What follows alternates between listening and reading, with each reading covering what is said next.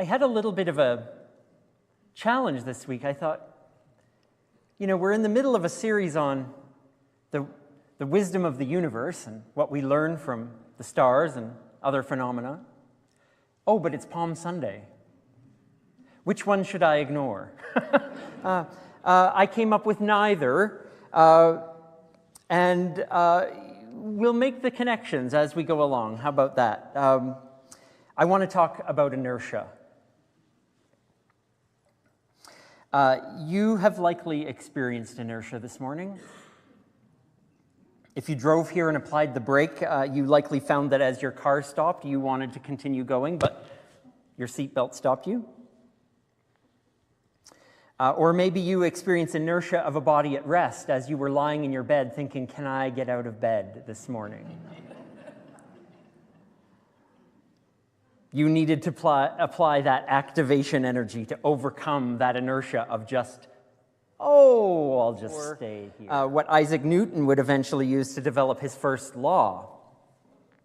And I think we all know that. An object at rest tends to stay at rest. An object at motion tends to stay in motion unless acted upon by an unbalanced force. Interestingly, though not posited by Kepler or Newton, our brains, our thinking are subject to inertia. Maybe not in the way, not in the physics sense, but what we would call cognitive inertia. And I'm making a transition here.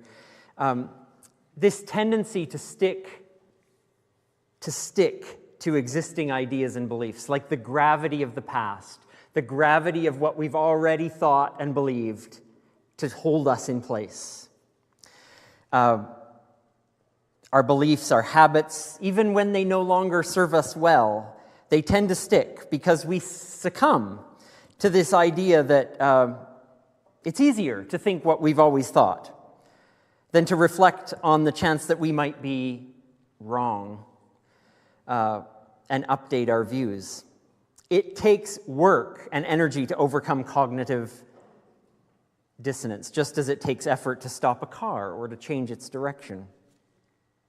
Whereas gravity is the opposing force that pulls our planet's inertia from spinning us off into space, change or new information or new understandings are the forces that act upon our cognitive inertia to intellectually stay where we are. Now, sometimes inertia helps us. After all, questioning everything all the time would be exhausting. We can't possibly. We have to pick our battles. But counteracting inertia requires another force and energy to act upon it. It takes a lot of energy to start to do something different, to change behavior, to think differently. Faced with competing options and information, we often opt for the status quo because, it doesn't take as much energy. We're already an object in motion in that direction. Doing something other than that would require a lot of us. The scientific method provides wisdom for us. In essence, science is driven by a desire to understand the world better. And this pursuit inevitably involves challenging what we already know and accepting new evidence, even if it disrupts the status quo. That requires energy. It also requires courage. For us, in our quest to be the best humans we can be, we have to encounter where our cognitive inertia is propping up poor behavior, bad habits, participation in unjust systems. So setting something in motion or changing direction or halting a current trajectory is difficult because, to borrow from the first law, it requires our intense energy to get something new going. It also requires honesty and self-reflection, something physicists don't have to deal with. Those are forces too, though. Important and necessary ones. You better believe it. Fighting inertia, counteracting the status quo, is not just a scientific principle. It is most definitely a major theme of the spiritual life. Aha, I'm making a connection. I did it. The history and story of our tradition calls this day Palm Sunday. I wore my palm shirt in honor of Palm Sunday. Like Christmas and Easter, there's ritual and tradition whose gravity pulls strongly toward the story of this day. See what I did there? As the story goes, Jesus is compelled to go to Jerusalem during the Passover festival. Visiting the temple was customary by any who could make the journey, and Jesus was a teacher, a rabbi. And what made this trip different from anyone else is that Jesus had started to make a name for himself. He was on the watch list, you could say. He'd been heard teaching such outrageous things as that people should have a spiritual life of their own. Imagine that. People should have access to the practices and rituals themselves, not rely on the priests of the temple to control their access or to control whether they were worthy or not. He was teaching about the radical idea of resisting the political occupation of the Roman Empire. Maintaining that there are realms of life and living that cannot be controlled. Empires don't love hearing that. He was teaching a radical inclusiveness that would erase barriers of gender and nationality, tribe and religion, all threats to the established order that would use those very clear separations as a means of control and domination. The inertia of the status quo is always strong. We remember that. So despite every caution to stay away from Jerusalem, the focus of all that would silence him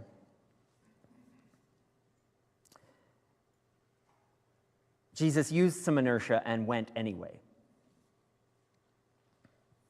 That Roman occupying force were, at the time, making a display of their power to keep people in line. It was a big festival. There were tons of people coming to the city. The occupying force knew that and decided they had to make a show of force. So a military procession and a parade would do the work, would do the trick. It would underscore the might of the power over the people. So there were commanders on horses, soldiers in ranks marching through areas where there might be turmoil, where there might be a risk of trouble and rebellion. Because all of this, that is the work of the domination system. Show your power, keep people in line. It was happening in the military system. It was also happening in the religious system. Whatever it would take to keep people in line. So it's in this context that Jesus organizes a parade of his own.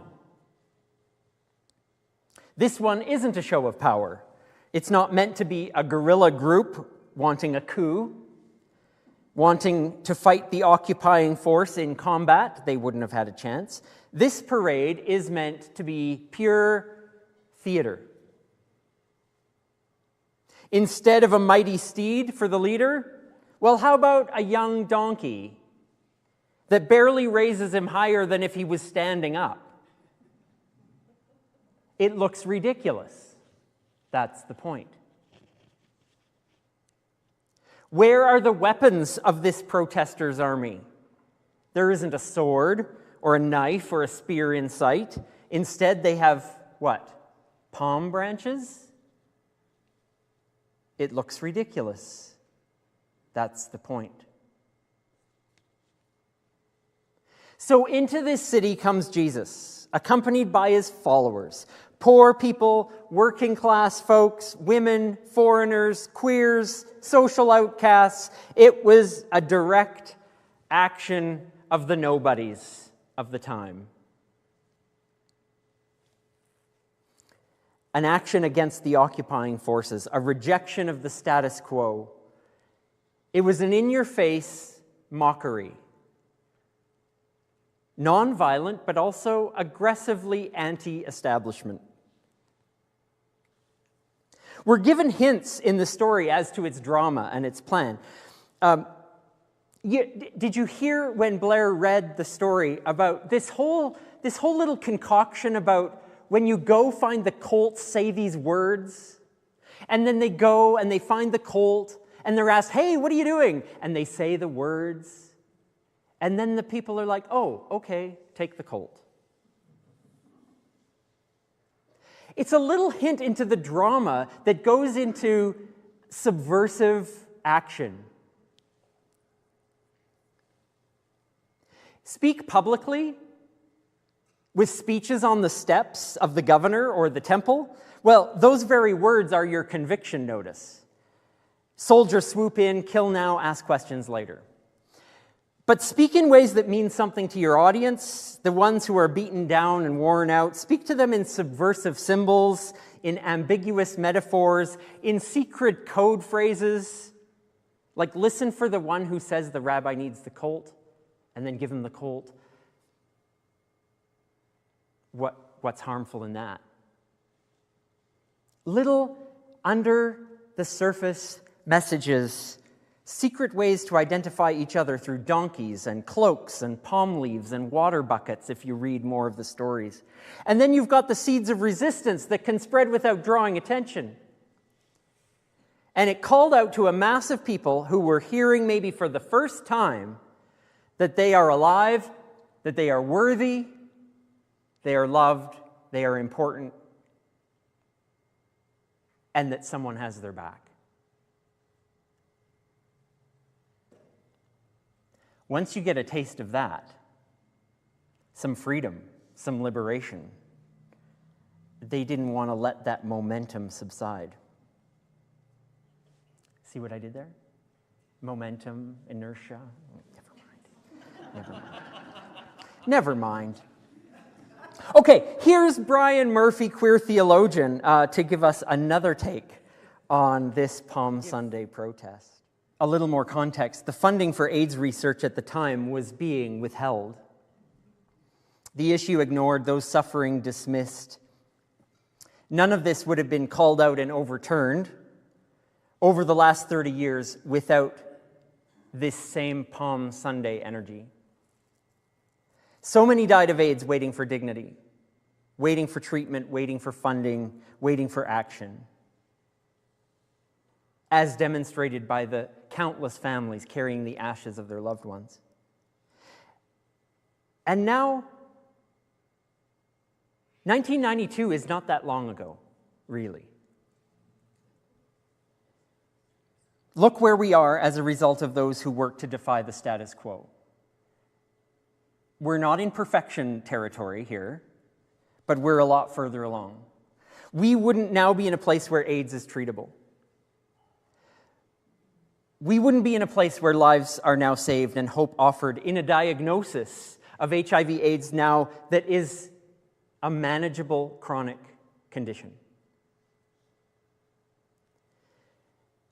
Let's not forget the power of protest, of symbol, of satire, of drama in fighting the inertia of the status quo. We could list so many subjects. And, you know, Gail hinted at a few of them this morning when she shared some of the history of the United Church. She hinted at the role and the place of women within the church. She hinted at the place of being affirming to all people, regardless of sexual gender orientation, all of that within the church. All of these places where it took protest, it took work, it took energy. Here among community committed to justice, we take the wisdom of this day. The wisdom that tells us there are powers that dominate us always, be they political, social, personal, relational. We all come up against places where we're subjected to things, subjected to people and ideas and substances and attitudes habits that have a hold over us. The wisdom of this day says to us that any of those systems or oppressors can be defied. And best not to fight those powers on their terms. Best to find the way that will help us stand for ourselves and each other. Defy the power pressed upon us, assert our humanity, work for change on our terms. So it's in community like this, committed to this just world, this is where we figure it out. It's in communities where we will always meet to figure it out, where our becoming, our growth, our resistance, our freedom, our love are placed at the center of our living. Now, I know what some of you are going to say. Some of you are thinking that the days of taking to the streets and protesting are behind me.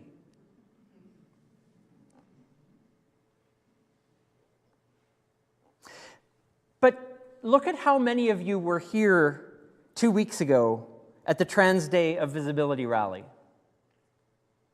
Many of you have been writing letters to your representatives on multiple issues.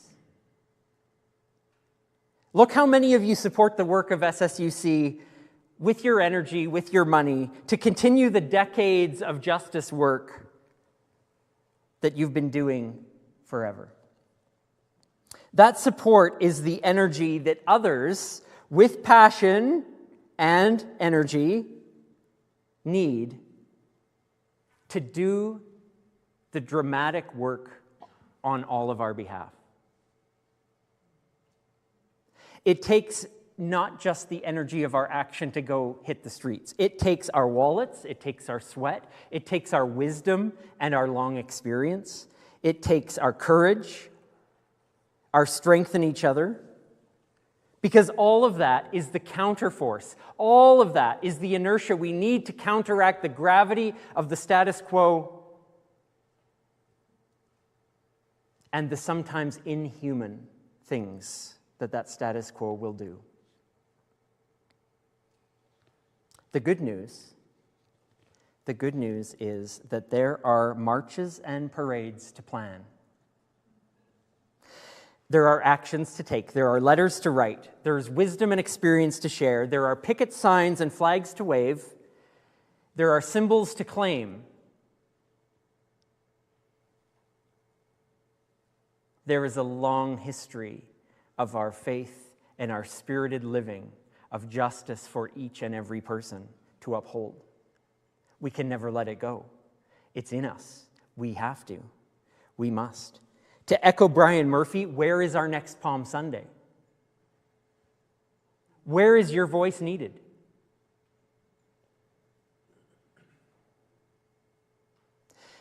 Where is disruptive justice required? This is who we are together. This is our story. May the spirit of Palm Sunday protest be in us all. And may it be so, whatever road that takes us down.